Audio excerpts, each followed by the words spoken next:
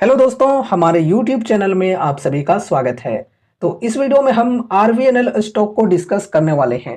काफ़ी सारे important topics को अभी हम कवर करेंगे।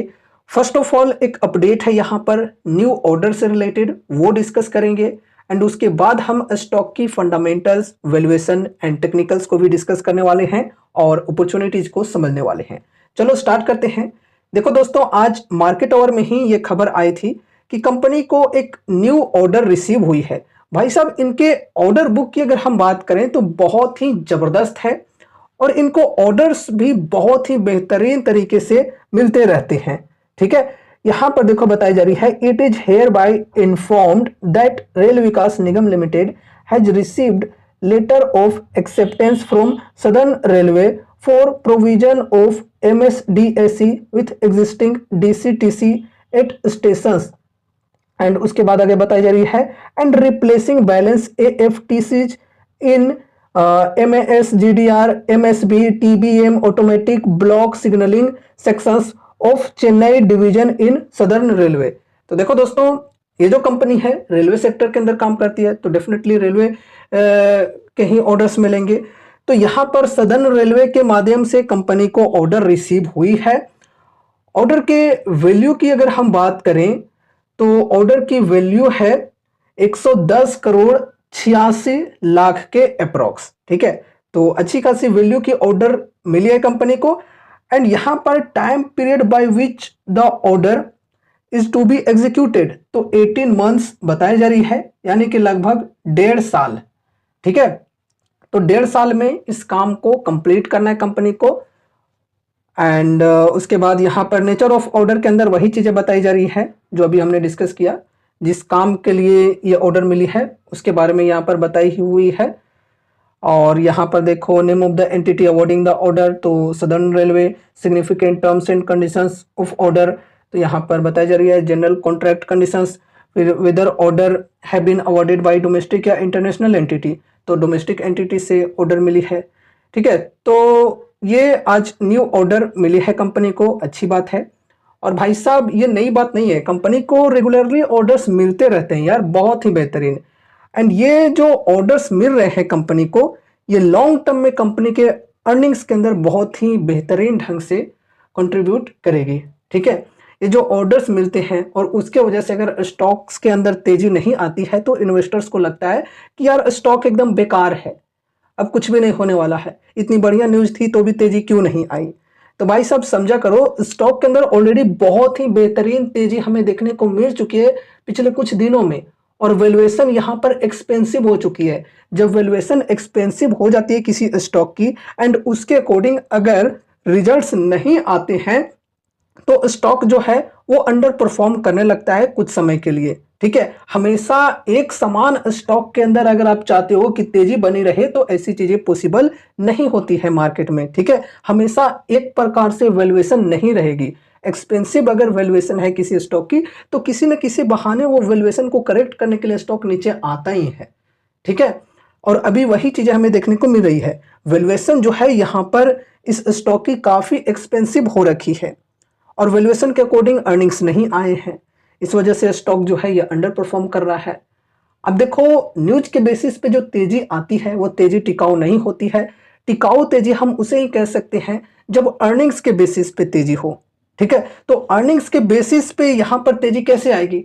जब अर्निंग्स वाकई में बढ़िया आएगी, वैल्यूएशन जिस प्रकार की है उस प्रकार से मार्केट भी एक्सपेक्ट करके चलती है कि अर्निंग्स बढ़िया आनी चाहिए। अब वैल्यूएशन के अकॉर्डिंग अर्निंग्स बढ़िया ना आए तो फिर स्टॉक के अंदर गिरावटें हमें देखने को मिलती है। तो इन चीज़ों को समझ कर चलना है। अभी देखो यहाँ पर अगर हम वैल्यूएशन की बात करें तो देखो, स्टॉक पी है 76.8 की और इंडस्ट्री पी है 26 की मात्र। तो इंडस्ट्री पी के कंपैरिजन में स्टॉक की जो पी है ये काफ़ी ज़्यादा है, कई गुना ज़्यादा है। एंड फिर यहाँ पर अगर हम मीडियन पी की बात करें तो भाई साहब देखो, 5 इयर्स की मीडियन पी है यहाँ पे 7.6 की। तो मीडियन पी के कंपैरिजन में देखा जाए तो स्टॉक की जो पी है ये और भी ज्यादा है। साथ ही साथ पीई रेशियो की बात करें तो 3.91 की है। तो ओवरऑल यहां पर अगर हम वैल्यूएशन की बात करें तो वैल्यूएशन फिलहाल काफी एक्सपेंसिव है। ठीक है, ये ध्यान में रखकर चलना है आप सभी को। बाकी फंडामेंटल रेशियोज की बात करें तो लगभग यहाँ पर ठीक है, फंडामेंटल्स अच्छे हैं कंपनी की, और लॉन्ग टर्म में कंपनी के अंदर काफी बेहतरीन ग्रोथ हमें देखने को मिल सकती है। जैसा कि हमने बोला कि ये जो ऑर्डर्स मिल रहे हैं ये लॉन्ग टर्म में अर्निंग्स में बदलेंगे। ठीक है, ऑर्डर्स जो मिलते हैं वो कंपनी के अर्निंग्स के अंदर कन्वर्ट कैसे होते हैं, जब वो ऑर्डर्स को एग्जीक्यूट किया जाता है कंपनी के द्वारा। ठीक है, तो ये चीजें आपको ध्यान में रखनी है। अब यहाँ पर देखो टेक्निकल्स के अंदर हमें क्या अपॉर्चुनिटीज मिल रही है ये समझते हैं। ये वीकली चार्ट है एंड 52 वीक हाई के लेवल से करेंट प्राइस तक की बात करें तो तकरीबन 27-28% की डिस्काउंट यहाँ पर मिल रही है। डिस्काउंट तो चलो बढ़िया है, मार्जिन ऑफ सेफ्टी के हिसाब से अगर कोई SIPs की शुरुआत करना चाहते हैं तो कर सकते हैं। ठीक है, क्योंकि डिस्काउंट यहाँ पर 20% से प्लस मिल रही है, 27% के अप्रोक्स मिल रही है। बाकी इससे पहले और भी बढ़िया डिस्काउंट मिल रही थी स्टॉक के अंदर। ठीक है, जब स्टॉक जो है ये 400 के आसपास ट्रेड कर रहा था, अभी थोड़ा सा यहाँ पर ऊपर जा चुका है, लेकिन फिर भी यहाँ पर डिस्काउंट अभी बढ़िया मिल रही है। एंड यहाँ पर देखो एक ट्रेंड लाइन है, इस ट्रेंड लाइन के पास ही है, तो यहाँ पर सपोर्ट के पास ही यहाँ पर हमें देखने को मिल रही है अभी प्राइस। तो अगर कोई इंटरेस्टेड है तो वो यहाँ पर अपने स्टडी के अनुसार SIPs की शुरुआत कर सकते हैं, बल्क में बाइंग करने से बचना है। ठीक है, अभी देखो चार्ट के अंदर हमें बुलिश ट्रेंड देखने को नहीं मिल रहा है, इसलिए हम ये नहीं कर सकते कि अब स्टॉक के अंदर तेजी आ जाएगी, बिल्कुल नहीं। ट्रेंड लाइन को ब्रेकआउट मिला तो है, लेकिन प्राइस इसके ऊपर सस्टेन भी करना चाहिए। अगर सस्टेन नहीं करता है तो फिर वापस से यहाँ पर वही ट्रेंड में स्टॉक आ सकती है, ये ध्यान में रखकर चलना है। तो इसलिए मैं कह रहा हूं कि यहाँ पर फर्स्ट SIP कर सकते हैं, बल्क में बाइंग करना काफी रिस्की हो सकता है। अगर आप सभी को कंपनी के ऊपर भरोसा है और विजन है लॉन्ग टर्म का, तो यहाँ पर फर्स्ट किस्त लगा सकते हैं, फिर अगर गिरावटें कंटिन्यू रहती है तो हर 5 से 10% की डिप पर ऐड ऑन करके चल सकते हैं। ठीक है, और एक बहुत ही जरूरी बात दोस्तों कि देखो ये कोई जबरदस्ती नहीं है कि आप यहाँ पर इन्वेस्ट करो ही।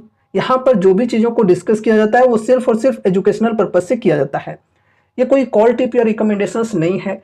तो इसलिए इस वीडियो को देखने के बाद अगर आपको कुछ भी इंटरेस्ट लगता है तो फिर आपको अपने तरफ से भी कुछ स्टडी एंड एनालिसिस करनी है, और अगर आपके फाइनेंशियल एडवाइजर्स हैं तो उनसे एक बार कंसल्ट जरूर से करना है कोई भी डिसीजंस लेने से पहले। तो ये रही हमारी आज की वीडियो RVNL स्टॉक से रिलेटेड।